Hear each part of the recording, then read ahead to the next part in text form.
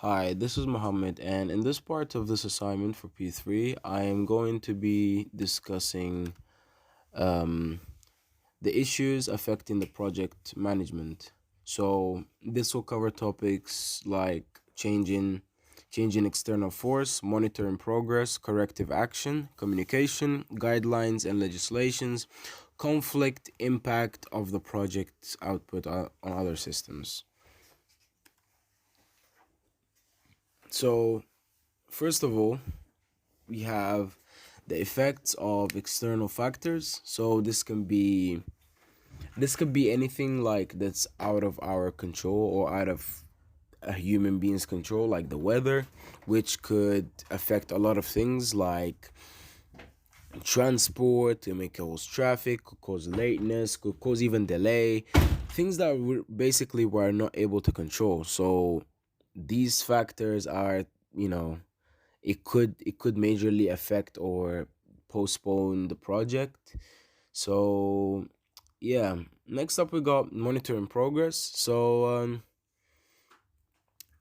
Monitoring progress is really important because if there isn't someone there to look what everyone is doing and making sure they're doing it right, and you know um kind of assessing and analyzing everything, giving feedback to the project manager of what could be done better. Um, the project could come out with lower quality than it possibly could have gotten. So pretty much it could have been way better, but due to not having proper monitoring, it came out with a less outcome. So taking corrective actions where necessary. Basically in this step, it's you know sometimes in a project where people could lose, like the bodies the bodies that are involved could lose focus of the main goal or the main outcome of the project that they were looking for, and this could cause them to drift away from the right path of them, or the right path leading them to the goal. So pretty much in this situation, um you know uh pretty much the project manager would have a meeting with the staff or something like that, or just find a way to kind of like motivate them, lead them on guide them and lead them on the way back, and just try to sort out something. So pretty much this is not just limited to that, it's limited to any action that is necessary to be taken if there's a problem that just arises and needs to be dealt with. For example, there could be some shortage of money, something like, let's say, a price of a certain equipment became higher than it was before, so they had to pay more, which kind of affected the budget of the project. But in that case, the project manager would have set like a backup budget in case something goes wrong, and this is basically the case. So this is kind of an quick example of how it could be dealt with and what type of correct like what this corrective action stands for. Right. So communication as well could it could affect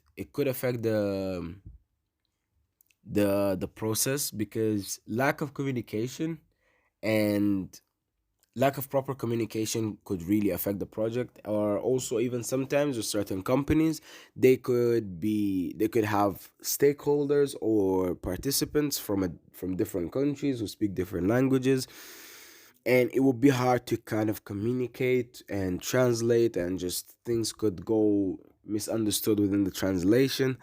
So all of this could really affect the project and how the outcome would be. So pretty much, what like one of the most important factors in my belief within a project is communication, because without it things could go wrong and it might not work how it's supposed to. So working with guidelines and legislations, so this is all to do with staying under the law. So no matter what project you're doing, everything has to be set to follow the law. that so in the sense where you don't have you cannot breach anything that could affect the project negatively. Like, let's say if you're doing a project for a theme park, there has to be certain things set in place, like health and safety legislations, all these things. Maybe if they will contain what's it called, they will contain clients information, let's say for prices or points or something like that. There then data protection act will fall in place. So there's things like that that, government guidelines that we'd have to follow in case for the so the project will be able to carry on and not be affected by the law. And also, yeah, so it doesn't get affected by the law, and then it gets closed, shut down, or it gets stopped by the government.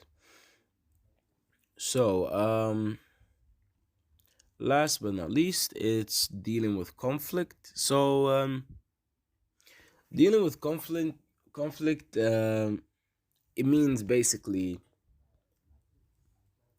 time pressure against work hours pressure. So usually there's pressure from both sides that, you know stakeholders, or people responsible for a certain project would want the project finished at a certain time. But then at the same time, you cannot get the staff to work 24 hours, so they need rest, they need some time to, like, free days, some days that are like holiday. So there's these factors within this, and they all kind of like go against each other, collide against each other. So pretty much the perfect thing to do here is find the right balance between both. So dividing the hours amongst the staff, making sure everything is set right, and also, even if it's gonna take longer for the project to finish, do it like the project manager could ask for an extension or something, in case, so that the workers are relaxed and could do their job properly and could carry out certain hours that are set, instead of them, having extra hours or something like that. So everything should be set right for to be so the conflict could be dealt with, in to find the right spot for both workers and the deadline of the project. Right. So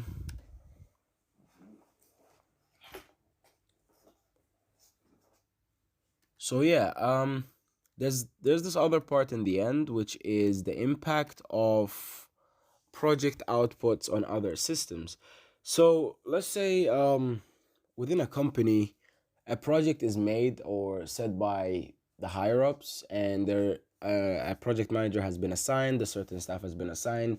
So this team is carrying out a project, but this project's outcome could actually affect systems that are currently running, and like, um causing like profit to the company. So in that case, the higher ups should decide and kind of look at the project and see what is suitable, in the sense that whatever output that comes from that project does not affect the already existing system, or this could just lead the company for huge losses, due to the fact that they did not get the preferred or expected outcome of the project, and at the same time they affected their own system that was currently running, so it caused them way more losses than they expected. So this is an issue that should be dealt with, and I find it really important, because if it's not dealt with correctly, it could actually even cause like either huge losses,